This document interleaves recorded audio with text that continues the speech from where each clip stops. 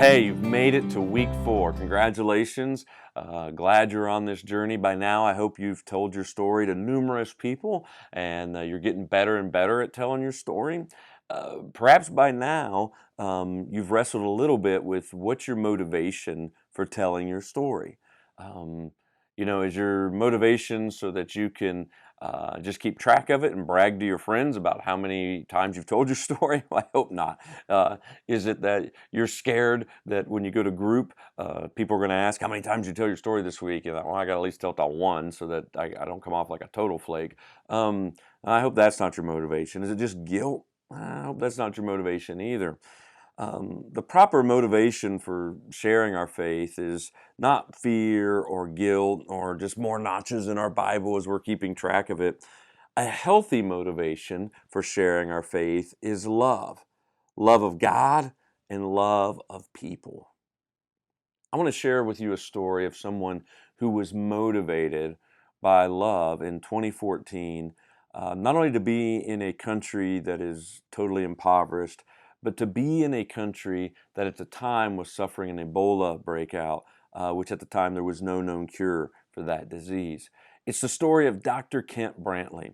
And I want you to watch this story from PBS NewsHour a few years ago, and you will get a feel for the dire straits that he and his team were in, and then the role that faith and love played in his motivation of being there in the first place and serving. Next, the medical doctor who was airlifted from Liberia to the U.S. 1 year ago this month after he contracted Ebola while treating patients in West Africa. Kent Brantly and a medical missionary colleague, Nancy Wrightball, who was also infected, were treated with the experimental drug ZMapp at Emory University Hospital in Atlanta. Both eventually recovered. Now, Dr. Brantly and his wife, Amber, have written a book about the experience. He recently sat down with Hari Srinivasan in our New York studio. So it's almost exactly a year ago, after you've quarantined yourself, you've got all the symptoms. You've got the vomiting, the diarrhea, the bloodshot eyes, things that you have been seeing in patients and treating, and for the most part, those patients have been dying. What's going through your head? Before I received my diagnosis, the main symptoms I had were fever, fatigue, body aches, and diarrhea. When the diarrhea started, that was more mounting evidence that this really is probably Ebola. But I held on to that hope that it was something else until we had the definitive test result. You were the first human to get ZMapp.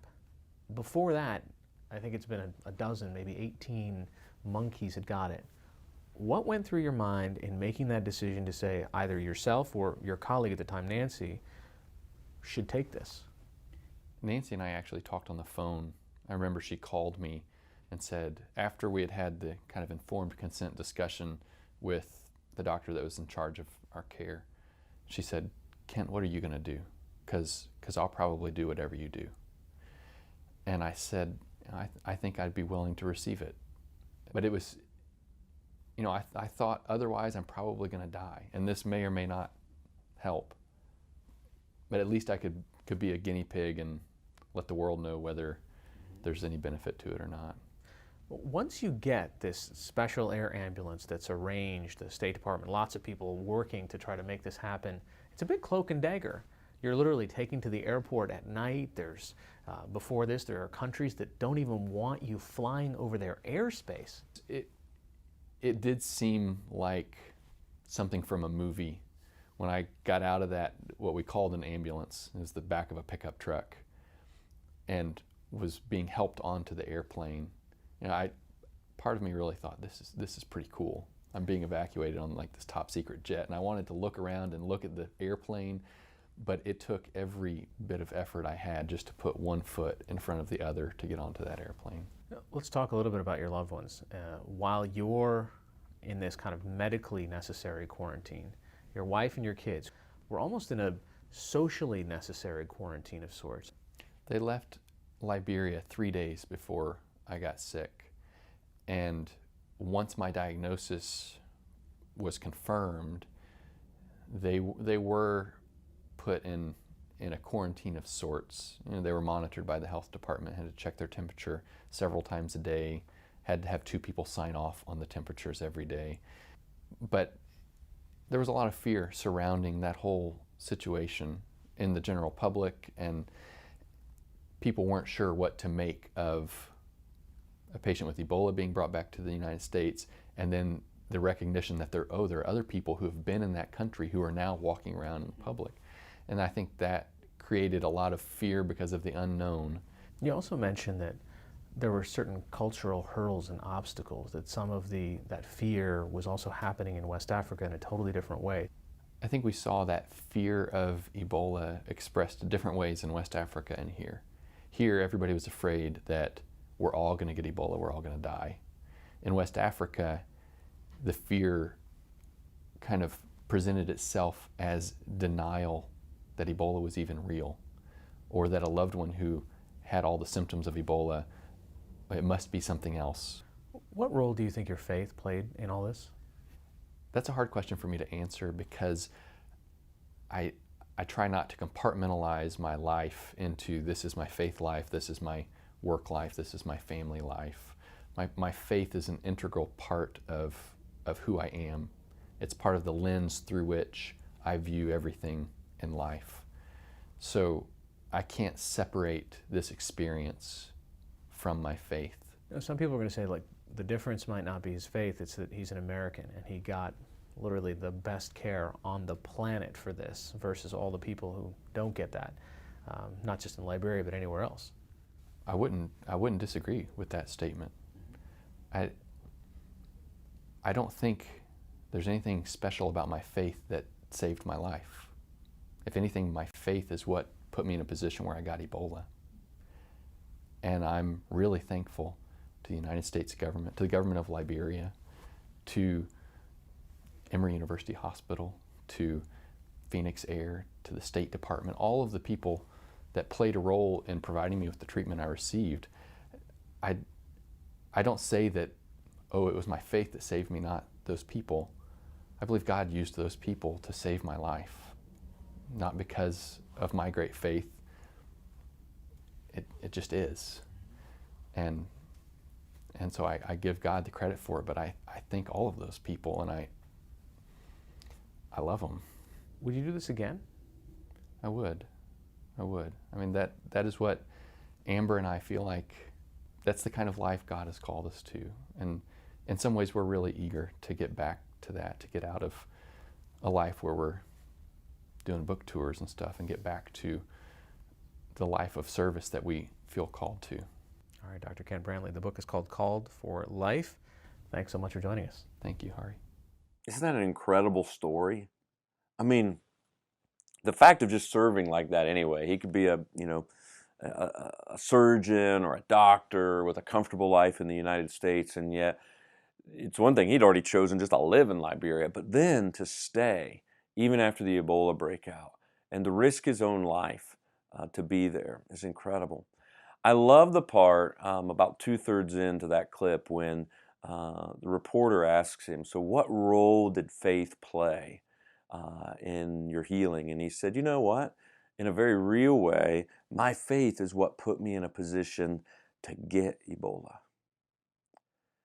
You see, just because our motivation is faith, our motivation is love, doesn't mean we're going to suffer less. It may actually put us in more awkward positions, or even more positions where we may suffer more.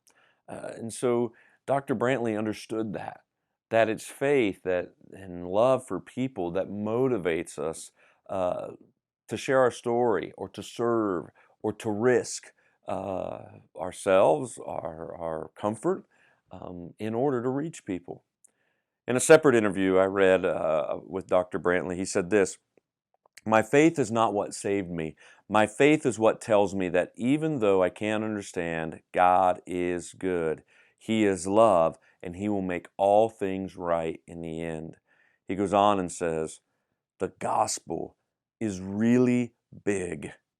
And the good news that God is no longer counting people's sins against them, and the command He's given us to plead with the world to come back to God, are all inseparable from the command to love your neighbor as yourself and to have compassion on those in need. See, love is our motivation. It's the fact that God has come to the planet to redeem the world and to save people.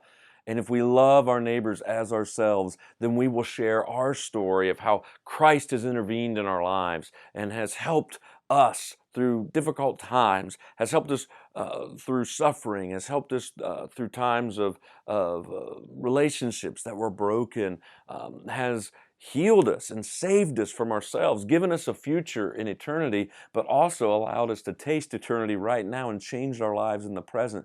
If we love our neighbors, then we will risk telling them our story, risk them thinking we're weird, risk feeling awkward.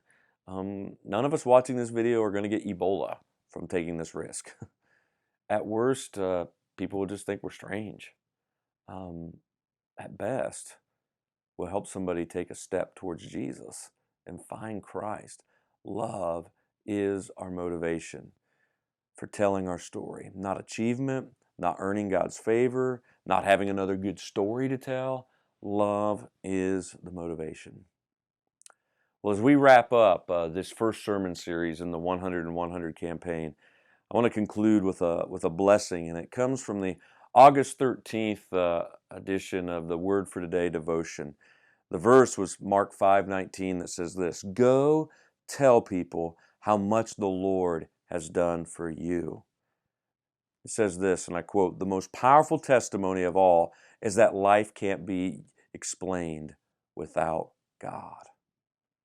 My blessing for you is that people may dispute your theology, but your testimony can win them over. When they see what God has done for you, they won't be able to dispute it. May you be blessed to tell your story many, many more times this week. And may your motivation be for love of God and love of people.